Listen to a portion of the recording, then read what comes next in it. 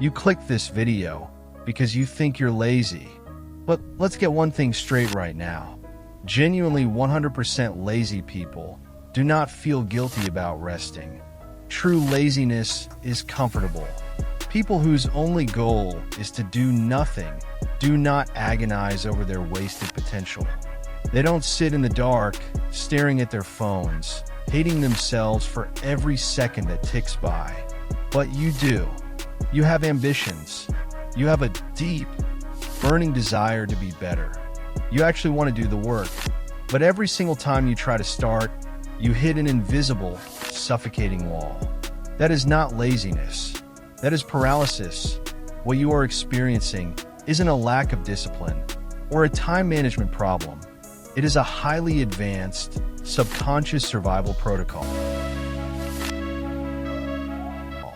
To understand why you are trapped, you have to look at a neurological framework called the polyvagal theory, developed by behavioral neuroscientist Dr. Stephen Porges.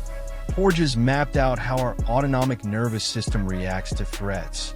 Most of us know about the fight or flight response, which pumps you full of adrenaline. But there is a third, older, and much more extreme defense mechanism. It's controlled by the dorsal branch of your vagus nerve. When your brain decides that a threat is too massive, when fighting is impossible and running won't work, it hits the ultimate emergency brake.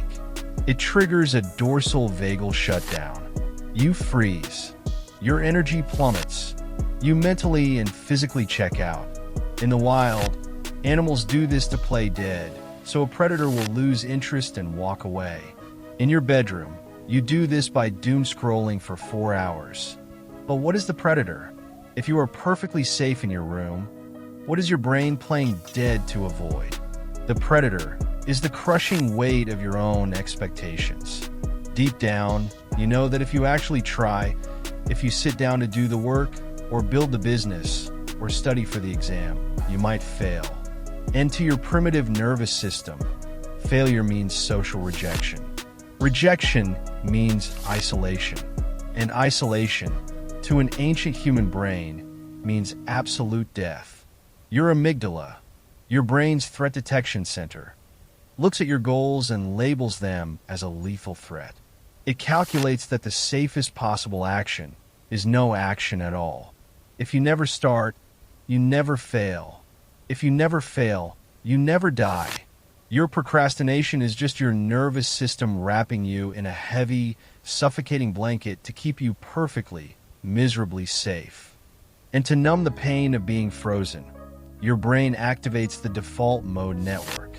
Left alone in silence, your brain will torture you with thoughts of how far behind you are. So, you reach for the phone.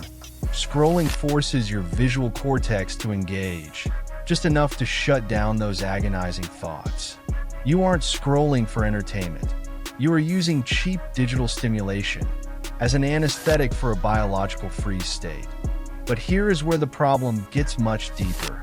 And this is why standard productivity advice will not work for you.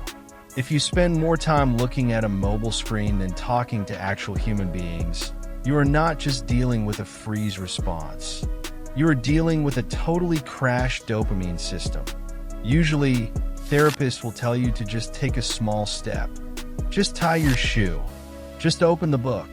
But if you're a chronic doom scroller, you already know that doesn't work. You tie the shoe, you open the book, and you feel absolutely nothing except a crushing wave of boredom.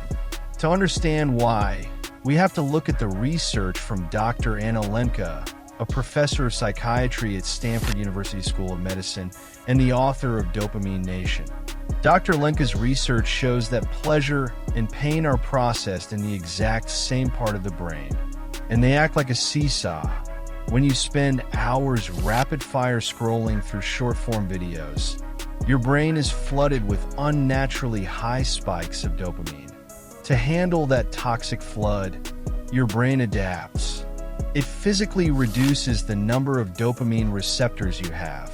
It tilts the seesaw heavily to the side of pain and agitation to try and force a balance. This is called a dopamine deficit state. Your baseline is completely crashed. Because your brain is used to the hyperstimulation of a phone, the dopamine reward for a normal, healthy task, like reading a page of a book or cleaning your room, is too weak to even register. Your brain literally cannot feel the reward. That is why ordinary life feels agonizing. That is why you have zero motivation. You are trying to start a fire with wet wood. So, how do you get out? How do you fix a system that is physically frozen in fear and chemically starved of dopamine? You have to repair the hardware of your body in two distinct phases. Phase 1 is breaking the physical freeze state. You have to send a physiological signal to your brain that the predator is gone. Neurobiologists at the University of California, Los Angeles, specifically a team led by Dr. Jack Feldman, discovered a specific cluster of neurons in the brainstem that controls our breathing rhythms. Through this research, they identified a breathing pattern hardwired into our neuroanatomy that instantly downregulates the nervous system. It's called the physiological sigh. It consists of 2 quick inhales through the nose, followed by 1 long, slow exhale through the mouth. The double inhale physically pops open the collapsed air sacs in your lungs, and the long exhale offloads massive amounts of carbon dioxide. Doing this just 2 or 3 times acts as a manual override switch for your nervous system. It pulls you out of the dorsal vagal freeze state, lowers your heart rate, and signals your brain that you are biologically safe. But phase 2 is where you rebuild the dopamine. Because your dopamine baseline is crashed from doom scrolling, you cannot rely on motivation. You have to use a protocol from cognitive behavioral therapy known as behavioral activation. Behavioral activation states that action must precede motivation. But to make it work for a crashed dopamine system, you have to endure the withdrawal first. You must put the phone in another room. You have to let yourself be brutally, uncomfortably bored. You have to let the dopamine seesaw in your brain level out. When you remove the artificial high of the phone, your brain will scream at you. Your anxiety will spike. You will want to crawl out of your skin. You have to sit there and let it happen. Once the hyperstimulation is gone, you lower the barrier to entry to a microscopic level. If you need to write an essay, your goal is not to write the essay. That is too big. It will trigger the freeze response. Your only goal is to open the laptop. That is it, because you have removed the phone and because you have let your brain reset to a normal baseline. Taking that tiny microscopic action will finally register.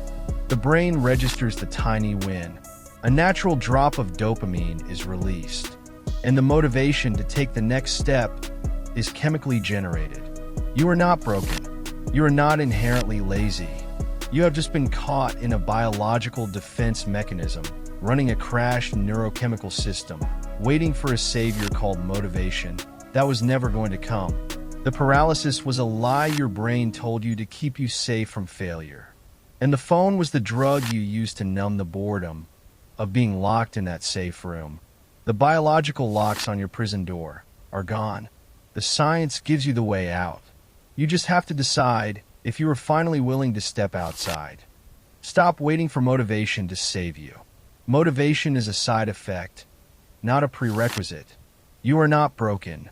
You are simply operating complex biological hardware without the manual. Today, you have the manual. The cage door was never locked.